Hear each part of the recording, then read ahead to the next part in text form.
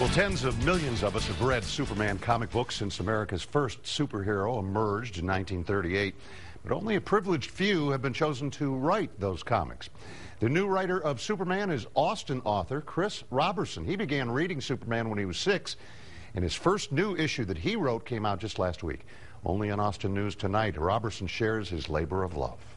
Faster than a speeding bullet.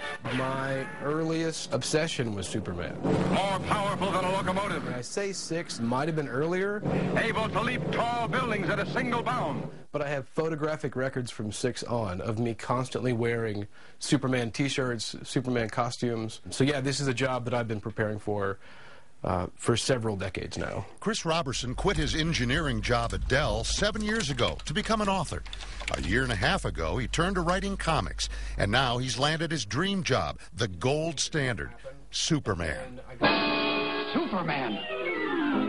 It's great because I get to spend weeks sitting around reading Superman comics and calling it work. And then I tend to clutter my desk with Superman action figures, some of which I've had for 35 years. And then I make up a story about Superman, which isn't a million miles from what I did when I was 6. So, other than avoiding kryptonite and beating up supervillains, where does Chris intend to take the Man of Steel?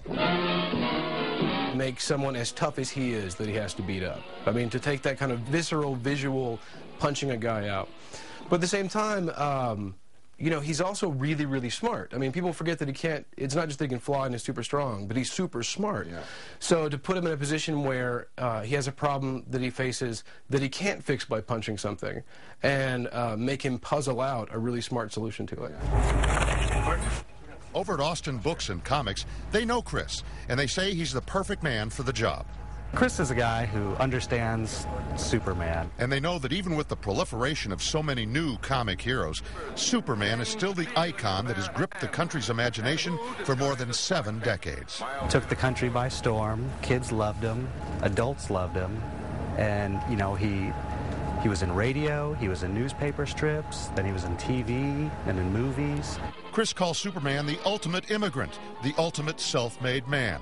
And as he toils away on his 8-month story arc, he knows he has a solemn responsibility to truth, justice, and the American way. It's a sacred trust, I think. I've got to make sure that he remains Superman for the months that I am telling him what to do. By the way, DC Comics purchased the rights to Superman from his original 2 creators back in 1938. They paid $130. That's a pretty good deal, I'd say. Yeah.